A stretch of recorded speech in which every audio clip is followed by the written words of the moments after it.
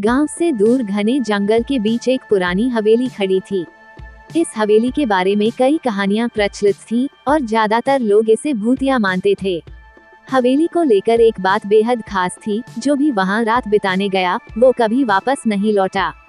हवेली को एक शापित जगह माना जाता था और वहां का नाम सुनकर ही लोगों के रोंगटे खड़े हो जाते थे।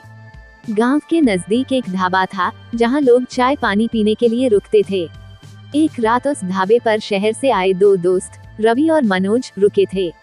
वे दोनों जिंदादिल और शहरी युवक थे। उनके लिए गांव की बातें और अंधविश्वास सिर्फ मनोरंजन का साधन था। उन्होंने गांव वालों से हवेली की कहानी सुनी तो हंसी में उड़ा दिया। रात गहरी हो चुकी थी और ढाबे के मालिक ने उन्हें चेताया, हवेली मत जाना, वहाँ कोई सुरक्षित वापस नहीं आता। हम तो आज ही जाएंगे और दिखाएंगे कि यह सब सिर्फ अफवाहें हैं। रात के 11 बज चुके थे और आसमान में बादल छाए हुए थे। गांव वालों की चेतावनी को नजरअंदाज करते हुए दोनों दोस्त हवेली की ओर बढ़े। रास्ता सुनसान था। पेड़ों के पत्तों की सरसराहट और जंगली जानवरों की आवाजें वातावरण को डरावना बना रही थीं। जैसे ही वे हवेली के करीब पहुंचे, हवेली का विशालकाय दरवाजा अपने आप धीरे धीरे खुल गया। दोनों ने एक दूसरे को देखा और थोड़ा सहम गए, लेकिन फिर भी अपने साहस को बरकरार रखते हुए हवेली के भीतर चले गए। हवेली के अंदर का दृश्य भयानक था। दीवारों पर धूल जमी थी, फर्नीचर बिखरे पड़े थे और एक अजीब सी ठंड हवेली के अंदर फैली थी। हवेली का मुख्य हॉल बहुत बड़ा था, जिसकी छतें इतनी ऊंची थी कि ऊपर देखते ही गर्दन दुखने लगे।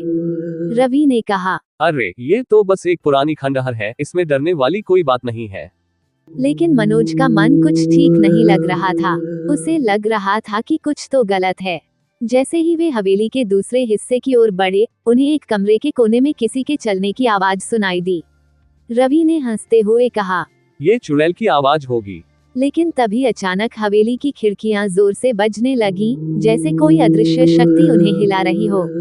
मनोज ने घबरा कर कहा, रवि, मुझे नहीं लगता कि यहाँ रहना सही है। हमें वापस चलना चाहिए। पर रवि ने उसकी बात को मजाक समझा और कहा, अरे डरपोक मत बनो, चलो आगे बढ़ते हैं। दोनों ने एक कमरे का दरवाजा खोला और वहां की ठंडी हवा ने मानो उनकी आत्मा को छू लिया। उस कमरे में पुरानी तस्वीरें टंगी हुई थीं। एक तस्वीर में एक औरत खड़ी थी, जिसका चेहरा अस्पष्ट था। अचानक वह तस्वीर हिलने लगी।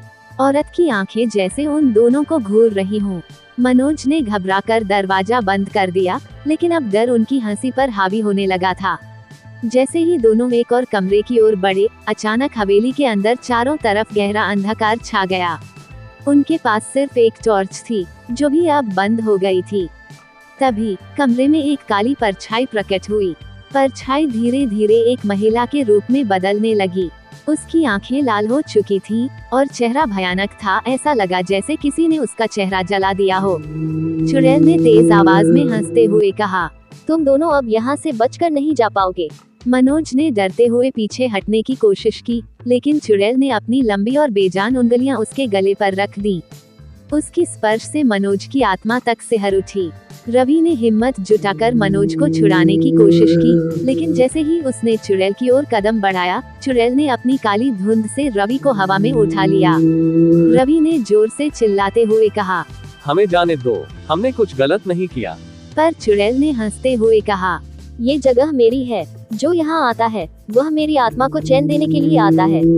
तभी हवेली के दीवारों से एक और आवाज गूंजने लगी। यह आवाज एक बूढ़े आदमी की थी।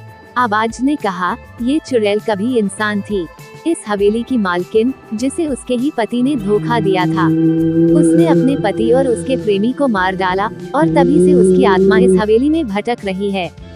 हर उस इंसान से बदला लेती है जो यहाँ कदम रखता है। रवि और मनोज समझ गए कि वे एक भयानक जाल में फंस चुके हैं। चुड़ैल की कहानी सुनते ही हवेली की दीवारें खुद से हिलने लगी और जमीन में दरारें पड़ने लगी। मनोज ने रवि से कहा, हमें यहाँ से भागना होगा, नहीं तो हम भी इसके शिकार हो जाएंगे। दोनों दोस्त अपनी पूरी ताकत से बाहर की ओर भागने लगे, लेकिन हवेली की दीवारें और दरवाजे खुद से बंद हो रहे थे। चुड़ैल उनके पीछे पीछे उड़ती हुई आ रही थी। उसकी आंखें आग की तरह जल रही थीं। जैसे ही वे दरवाजे तक पहुंचे, चुड़ैल ने एक आखिरी बार उन्हें रोकने की कोशिश की। उसने अपनी आवाज से पूरा माहौल थर्रा दिया। लेकिन तभी बाहर तेज बारिश शुरू हो गई।